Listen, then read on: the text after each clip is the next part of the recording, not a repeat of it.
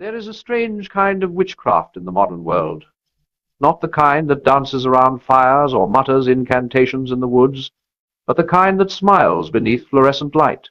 It does not wear a cloak or carry a broom. It wears a logo, carries a phone, and speaks in algorithms. It does not promise magic. It promises convenience. It does not whisper spells. It sells them. And the spell is this: that you may have everything without cost to your soul. But every spell has a price. Always. C.S. Lewis once wrote that the devil's greatest trick was not to frighten us, but to convince us that he does not exist. If he walked among us now, he would not come cloaked in darkness. He would come cloaked in familiarity. He would not tempt you with fire. He would tempt you with comfort. Because comfort is the quietest kind of corruption. There are poor places you visit every week, sometimes every day, that crawl with this new witchcraft. Not because they are cursed in themselves, but because they have become altars of a god the modern world worships more than any other, the self. And like all false gods, it devours the very ones who adore it. The first place is the market. You think of it as a store or a mall or an online cart filled with wants that feel like needs. But the market is older than any economy. It is the cathedral of desire. Here nothing is sold. Everything is promised. You do not buy the object, you buy the feeling it promises to give. Security, beauty, control, love, belonging. The aisles are temples lined with the relics of your discontent. Every shelf whispers, "You are incomplete, but we can fix that." And you believe it because you want to believe it. The market thrives not on hunger, but on emptiness. It studies your longing, learns your habits, memorizes your fears. It builds altars of advertisement and baptizes your desires in the water of illusion. The transaction is spiritual, not financial. You trade peace for pleasure, presence for possession, meaning for more. You tell yourself it's harmless, that it's just a purchase.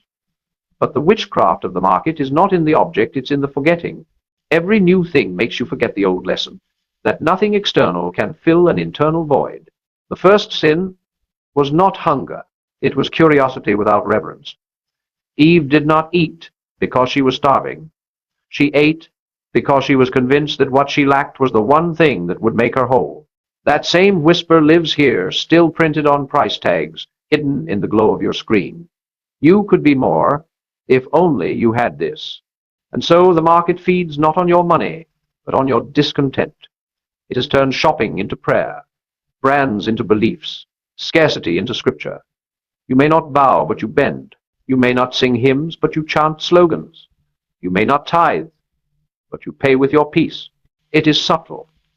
You don't feel it, leaving you the gratitude, the patience, the quiet joy of enough. You just start moving faster, reaching more, feeling less, until you forget what contentment even tasted like. And when that happens, you return to the market again, because the witchcraft works. But there is another place, more powerful than the market, more intoxicating than gold or perfume.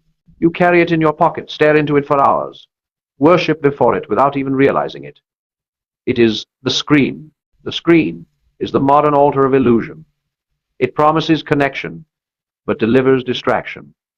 It promises knowledge, but breeds confusion. It promises community, but deepens loneliness.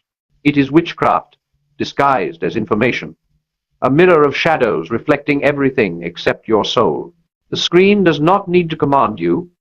It only needs to capture you. Every scroll, every click, every notification is a thread in an invisible web, and the more you struggle, the tighter it holds. You think you are the master of your attention, but you are the product of its hunger.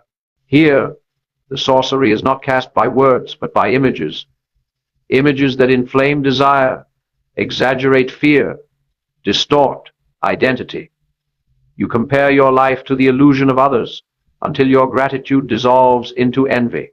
You chase validation until your silence becomes unbearable. You scroll through endless perfection until your reality feels like failure.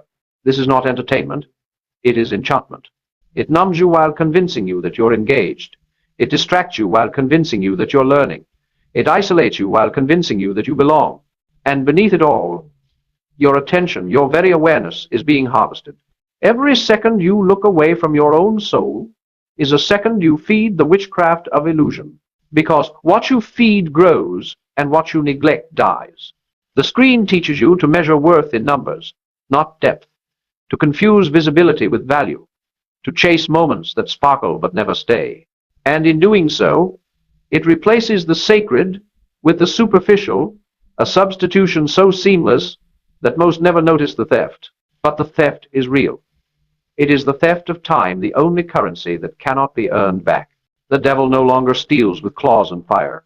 He steals with pixels and pride. He convinces you that your worth depends on how much attention you attract. And the more you perform for it, the less you belong to yourself.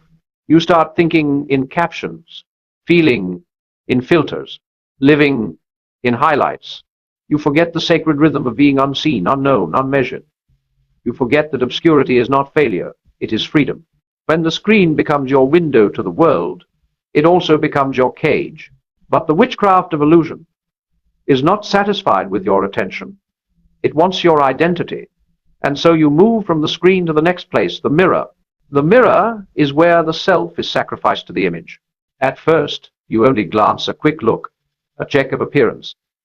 But soon, it becomes something deeper, darker. You no longer look to see yourself. You look to judge yourself, to edit yourself, to compare yourself with the ghosts of who you were or who you pretend to be. The mirror is not glass. It is the mind. Every thought that begins with I should or I'm not enough is a reflection of it. Here, witchcraft takes the form of self-obsession, disguised as self-improvement. It promises empowerment while breeding insecurity. You tell yourself it's growth, but it's vanity in moral disguise. The modern world has turned virtue into visibility, discipline into aesthetic, humility into branding. The mirror whispers, "You are the project, one," and so you spend your days renovating a self that was never broken, only unloved. Every comparison chips away at your soul. Every ideal becomes a chain.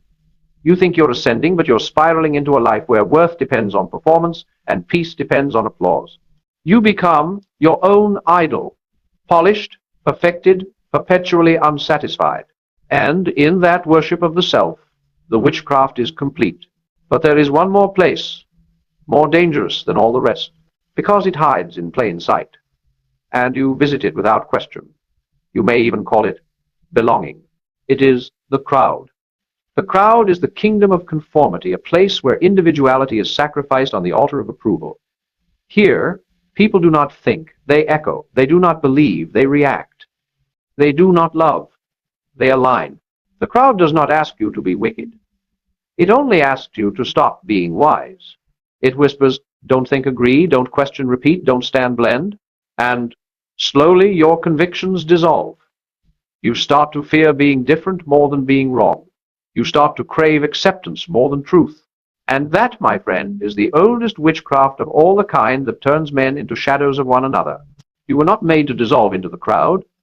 You were made to stand as a soul before eternity, responsible, awake, alive. But standing takes courage, and courage is the first virtue the crowd demands you surrender. They will call your conviction arrogance.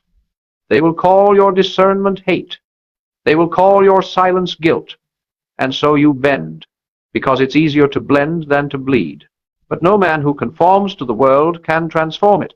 And so the spell continues. The market feeds your hunger. The screen feeds your illusion.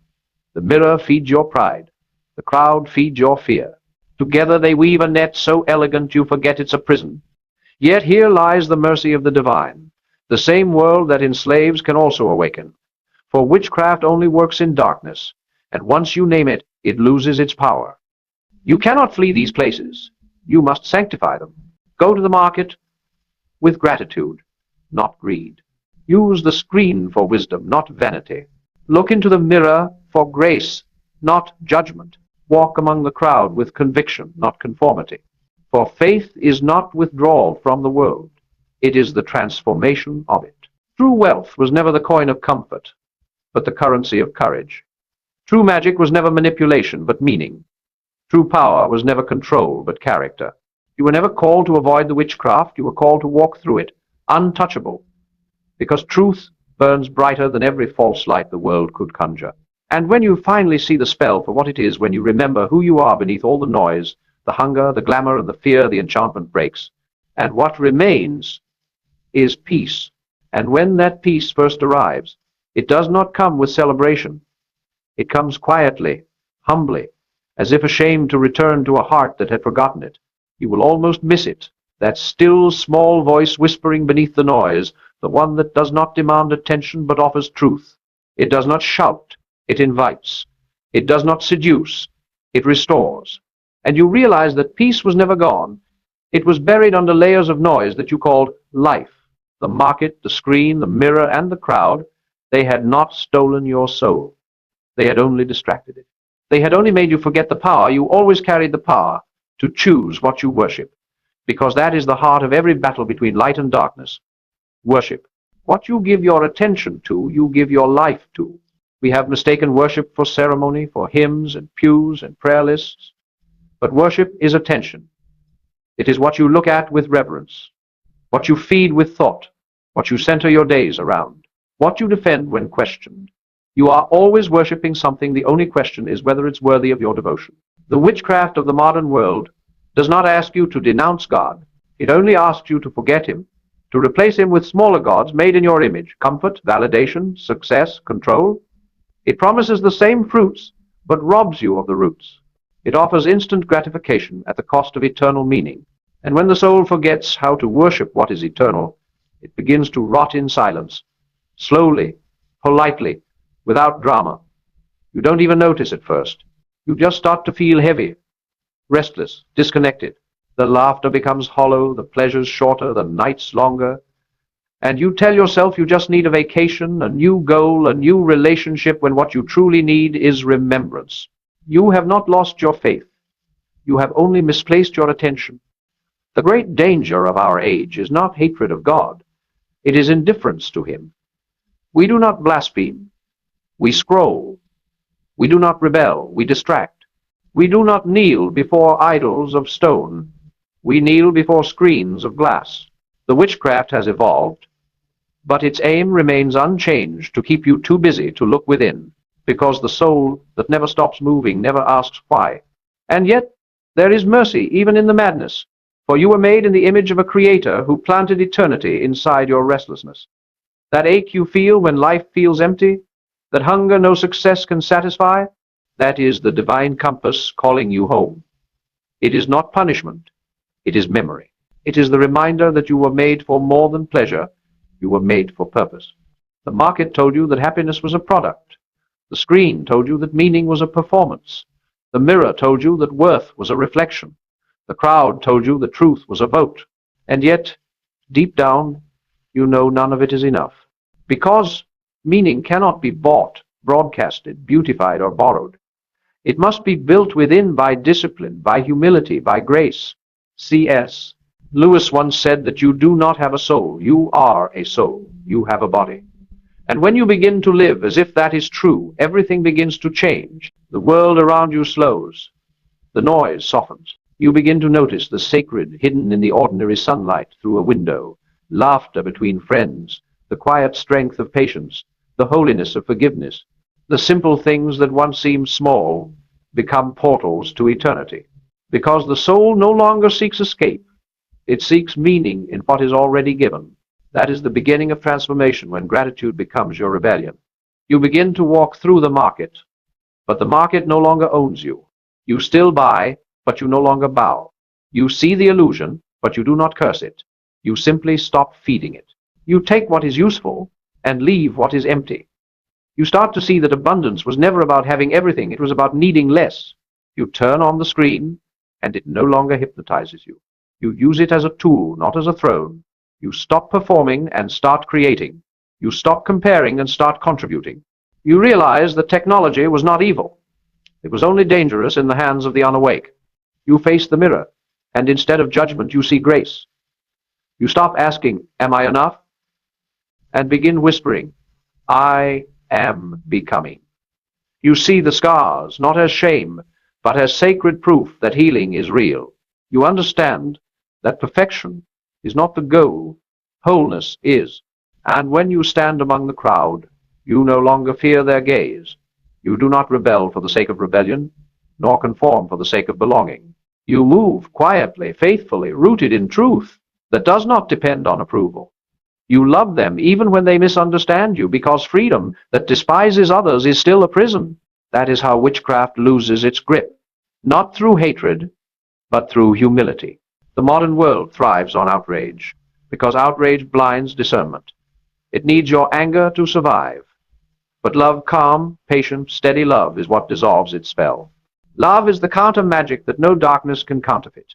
And love, when it matures, becomes discipline, not the rigid kind, but the radiant kind, the kind that does not seek to escape temptation but to transcend it, the kind that sees pleasure not as the enemy, but as a shadow of joy. The soul, once awake, begins to live differently.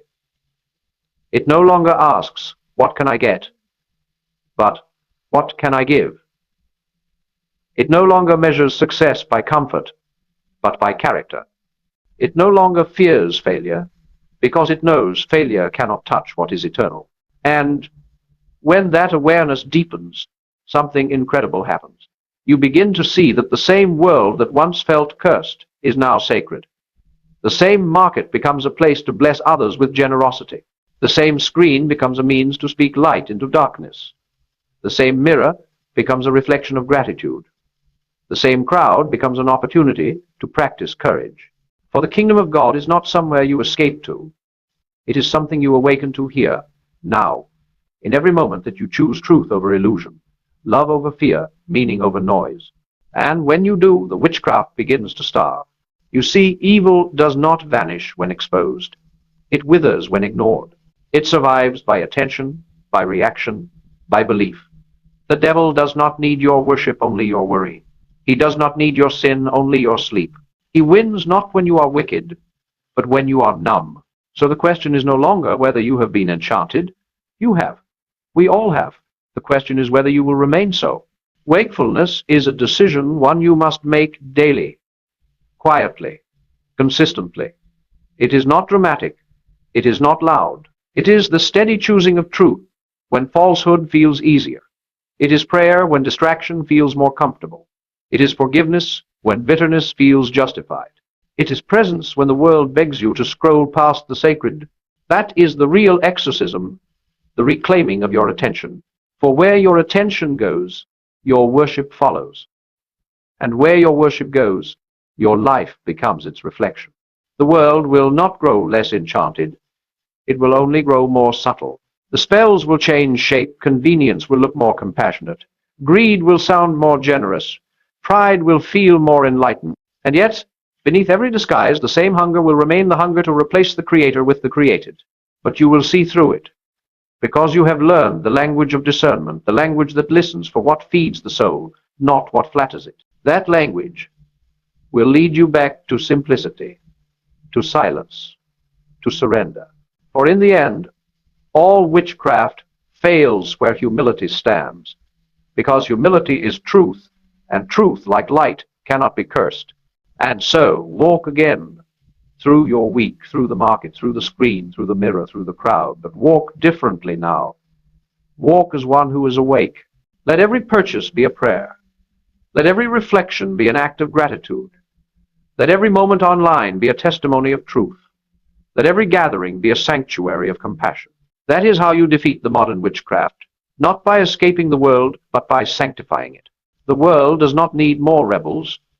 It needs more restorers. It needs men and women who are not afraid to walk through darkness carrying light. It needs souls who remember that holiness is not hiding, it is healing. It needs hearts that live what they believe, quietly, faithfully, every ordinary day. For in the end, the greatest miracle is not that evil exists, but that grace still speaks louder.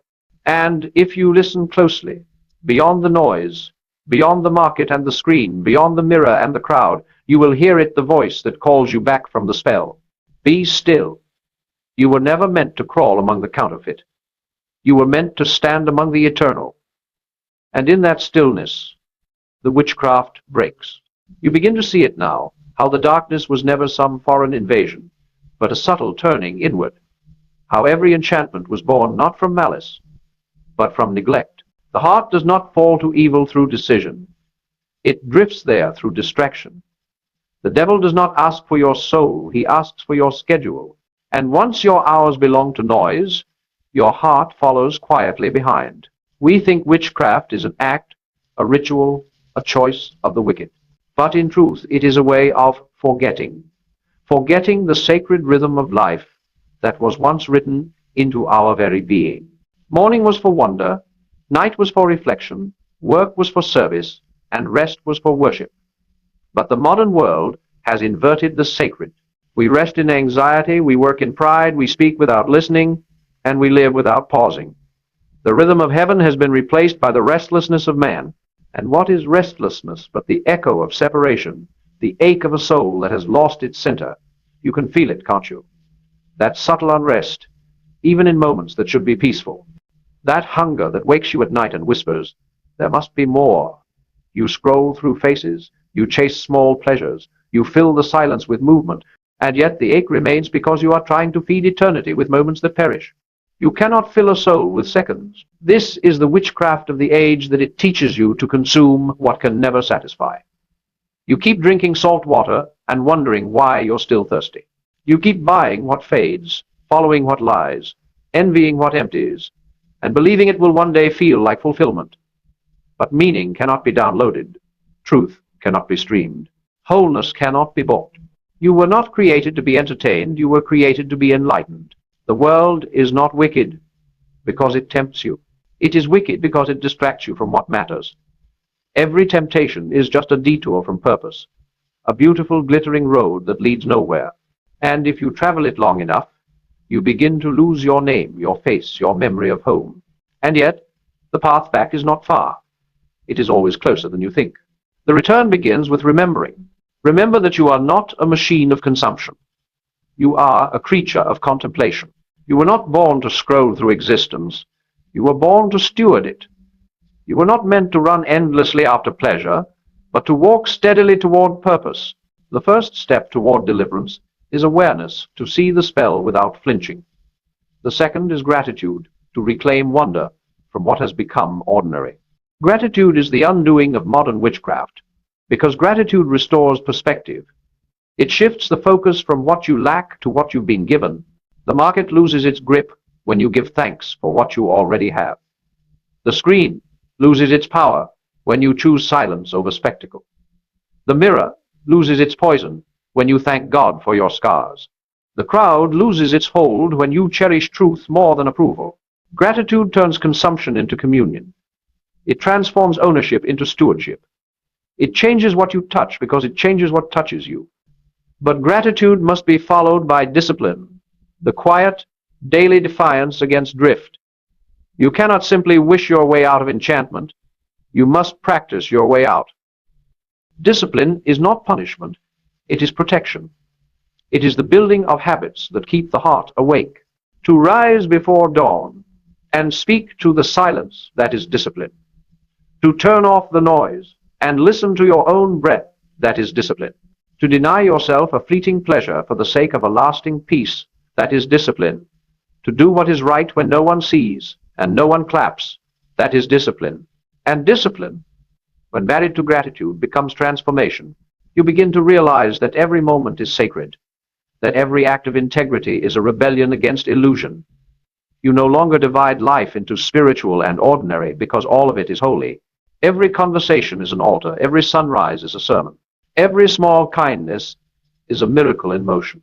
This is where the witchcraft ends, when you no longer see the world as a marketplace, but as a cathedral. When you stop chasing meaning and start creating it. You do not escape the market by burning it down, you redeem it by changing what you bring to it. You do not flee from the screen, you use it to illuminate. You do not shatter the mirror, you polish it with mercy until it reflects grace. You do not despise the crowd, you walk among them as salt and light. Because the purpose of truth was never isolation. The light was never meant to be hidden under retreat. The light must walk boldly through the darkness, not to condemn it, but to heal it. You are not called to live above the world, but within it uncorrupted, unenchanted, unafraid. That is what true strength is. Not separation, but sanctification. Strength is not in the man who can conquer others, but in the one who can conquer himself. It is not in the voice that shouts the loudest, but in the one that speaks truth with love. It is not in the soul that avoids temptation, but in the one that overcomes it with grace. And when you begin to live this way, wealth takes on a new meaning. Wealth is not what you hold in your hands, but what you hold in your heart. It is not the comfort you accumulate, but the character you cultivate. The richest man is not the one who owns the most. He is the one who owes the least to illusion. Real abundance is peace. Real success is integrity. Real power is the ability to remain kind in a cruel world. And this is the miracle the witchcraft of the age cannot replicate. It can imitate joy, but not sustain it. It can mimic wisdom, but not live it. It can counterfeit beauty, but not create it. The modern world can enchant, but it cannot enlighten. For in the end, the greatest miracle is not that evil exists, but that grace still speaks louder. And if you listen closely, beyond the noise, beyond the market and the screen, beyond the mirror and the crowd, you will hear it, the voice that calls you back from the spell. Be still. You were never meant to crawl among the counterfeit. You were meant to stand among the eternal. And in that stillness, the witchcraft breaks.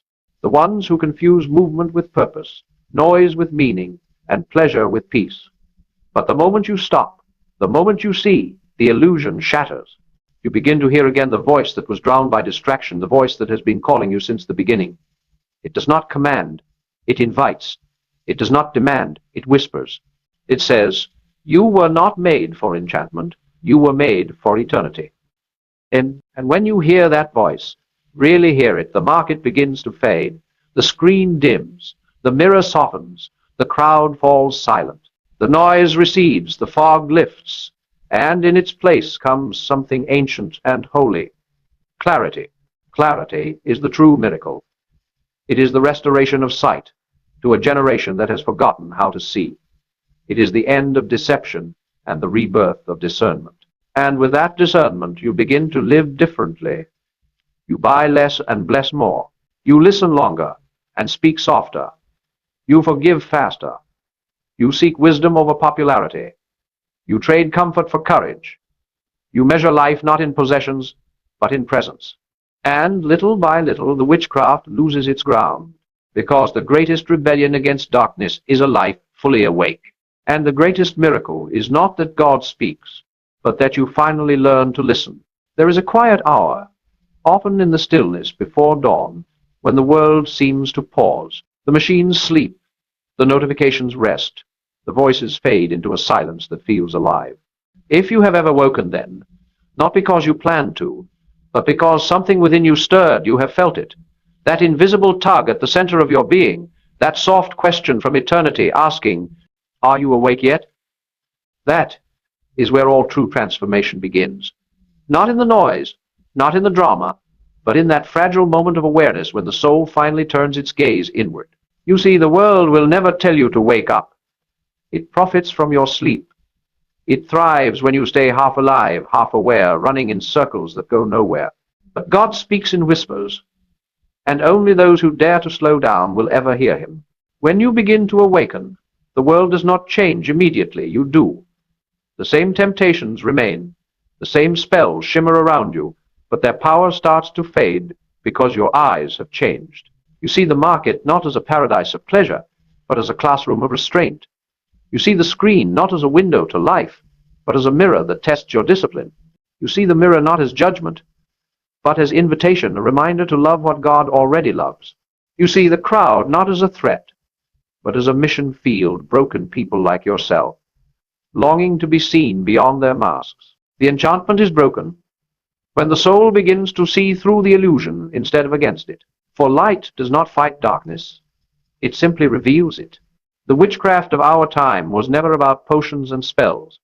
It was about persuasion, persuading the human being that meaning lies outside himself, persuading you that joy must be purchased, that peace must be earned, that love must be proven. The spell was to make you forget that you already possess what you seek. The first man and woman fell not because they wanted evil, but because they doubted that good was enough. That doubt still echoes through every heart today. It is what drives you to overwork, overspend, overthink, overcompensate. It is what convinces you that your worth is somewhere out there, hidden behind achievement or attention. But truth, like light, begins at home. It begins in that small act of honesty, when you admit that you are tired, not physically, but spiritually. That you have chased the horizon for years only to realize it keeps moving. That you have sought meaning in every corner, except the one place it actually lives within. And when you confess that weariness, the spell cracks, because no lie can survive exposure to humility. The witchcraft of pride depends on denial. The moment you tell the truth even to yourself, it starts to die. The market trembles when you say, "I have enough." The screen loses power when you say, "I need silence." The mirror softens when you whisper, "I am forgiven." And the crowd disperses when you decide, "I will stand." This is how deliverance looks, not as thunder from heaven, but as a quiet reclaiming of agency, one honest choice at a time. And when you begin to live like this, something divine stirs. The ordinary becomes holy again. Work becomes worship. Silence becomes sanctuary. Every interaction becomes a chance to practice grace. You stop waiting for miracles because you realize you are surrounded by them. The small kindness you show to a stranger is a miracle. The patience you choose instead of anger is a miracle. The gratitude you speak in the middle of scarcity is a miracle. The courage to tell the truth in a world built on performance, that is a miracle greater than any fire from the sky. For the true power of God was never meant to dazzle the eyes, it was meant to transform the heart. And so, the witchcraft of the modern age begins to die, not through war, but through wisdom, because when man remembers his Maker, the illusion of self-made glory collapses. When man learns to kneel again, every false god falls silent. Wealth returns to its rightful place not as a master, but as a servant. It becomes a tool for love, not a token of worth. Money becomes neutral again, capable of feeding the hungry or feeding the ego, depending on the hands that hold it. But the awakened soul knows how to handle it. It does not hoard, it gives. It does not boast, it blesses. This, too, is part of the great reversal where greed becomes generosity, competition becomes cooperation, ownership becomes stewardship. The magic of the world promised that abundance meant having more. The wisdom of heaven teaches that abundance means needing less. And in this simplicity, you begin to feel something you have not felt in years, joy without reason. The kind of joy that arrives uninvited, rising quietly from gratitude, from purpose, from truth. It is not loud, but it is strong. It is not fleeting, but it is free. That joy is what breaks the final spell. Because joy is rebellion against despair. It is faith in motion. It is the soul saying, "You cannot control me, for I am already whole."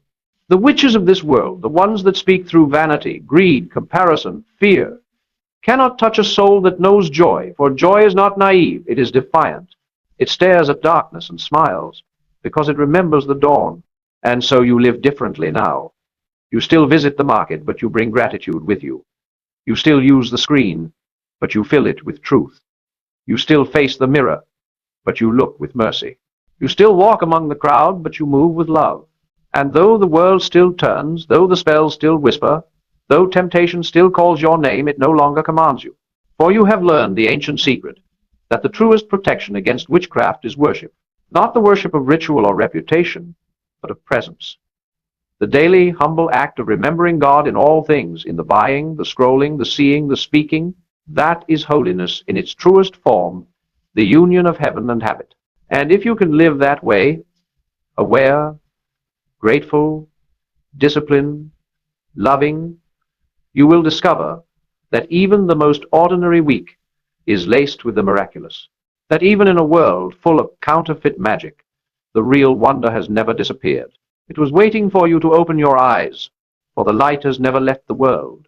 It is only the eyes that have forgotten how to see it. And now they are open. And when the eyes finally open, it feels less like discovery and more like remembering. You realize that the truth was never hidden. It was simply drowned out by noise. All the while, heaven waited quietly behind every distraction, every ambition, every ache, not demanding, but patient, not shouting, but whispering. When you are done chasing shadows, I am still here. That is how redemption begins, not in guilt, but in recognition. The light does not accuse, it reveals. It shows you that every moment, even the ones you called wasted, was leading you here, that the market taught you what cannot be bought, that the screen showed you what cannot be seen, that the mirror exposed what must be healed, that the crowd revealed what must be reclaimed. The witchcraft was never meant to destroy you. It was meant to awaken you. Because even in your wandering, grace was working. Even in your blindness, the light never stopped shining. You start to see now that the greatest miracle is not that God forgives the sinner, but that he stays with the distracted, that he walks beside those who forget him daily, who trade eternity for entertainment and still find mercy waiting when they turn their heads back toward him. And when that realization takes hold, the heart softens. You stop striving for perfection and start seeking presence. You stop fearing failure and start embracing formation. You stop performing goodness and start practicing grace. The soul that once raced through life begins to walk again, slowly, deliberately, reverently. Every breath becomes prayer, every act a reflection of love. You no longer live divided between the sacred and the secular. You live whole. Because God was never only in the church. He was in the checkout line, the traffic jam, the quiet kitchen, the weary scroll through the phone in the middle of the night. He was there all along, waiting for you to look up. You begin to understand wealth in its truest form. Wealth is not the power to acquire, but the power to bless. It is not found in luxury, but in liberty, the freedom from needing more. The truly rich are those whose joy no longer depends on circumstance. Gratitude becomes your treasure. Character becomes your currency. Peace becomes your possession. You no longer envy the powerful. You pity them not out of arrogance, but compassion, because you can now see the invisible chains they carry, the endless striving, the desperate need to be adored, the fear of insignificance that no title can silence. You realize that what the world calls success often feels like suffocation, and what the world calls smallness often feels like salvation. And so you choose the smaller path, the quiet life, the honest word, the slow growth that no one applauds but heaven, because you understand now that glory without grace is hollow, and ambition without love is ruin. You have seen the four altars of modern witchcraft, and you no longer kneel before them. You walk past them with compassion, not pride, not condemnation, but compassion, because you too were once enchanted. You too once believed that meaning could be manufactured. And so you forgive those still under the spell. You love them, you shine for them. Because truth is not a sword, it is a light. It does not cut, it clarifies. And when you begin to live this way, something shifts, not only within you, but around you. People begin to notice, though they cannot name it. They feel peace in your presence, not because you preach, but because you embody what they crave. You have become a sanctuary, not of perfection, but of authenticity. A place where others feel safe enough to wake up. That is the true ministry of an awakened soul, not to shout about light, but to become it. This is how the world changes, not by force, but by transformation. One illuminated heart at a time. One life of integrity lived quietly in the midst of noise. One person who chooses faith over fear, meaning over mimicry, love over performance. You realize then that the greatest warfare was never between God and the devil, but between noise and silence, between forgetting and remembering, between illusion and truth. And truth has always been stronger. When you carry it within you, the spells of the world dissolve at your feet. You can walk through the market and not be seduced. You can stare into the screen and not be hypnotized. You can face the mirror and not be deceived. You can stand in the crowd and not be moved by its winds, because you know who you are. And the one who knows who he is cannot be enslaved. You were never meant to belong to the world. You were meant to bless it. You were never called to conform. You were called to transform. You were not designed to feed on the temporary. You were designed to reflect the eternal. And when you remember that, life becomes worship again, not just in prayer, but in purpose. Every choice becomes a seed of heaven sown into the soil of the ordinary. Every act of goodness becomes a rebellion against despair. Every moment of awareness becomes a miracle reborn. You start to see God everywhere, not as a judge watching from the sky, but as a presence woven into everything alive, in the laughter of a child, in the endurance of a single mother, in the forgiveness of an old friend, in the quiet strength of those who keep believing when nothing seems to work. That is where heaven hides, in the courage to keep loving.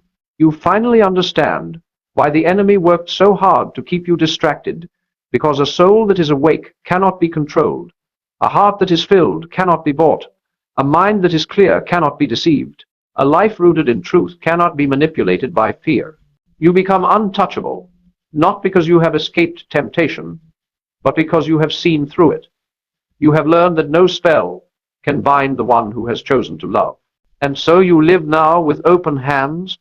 You give freely, you forgive quickly, you trust deeply, you serve quietly. You stop asking, "What do I deserve?" and start asking, "What can I contribute?" You stop fearing the end and start celebrating the beginning, written in every moment of surrender.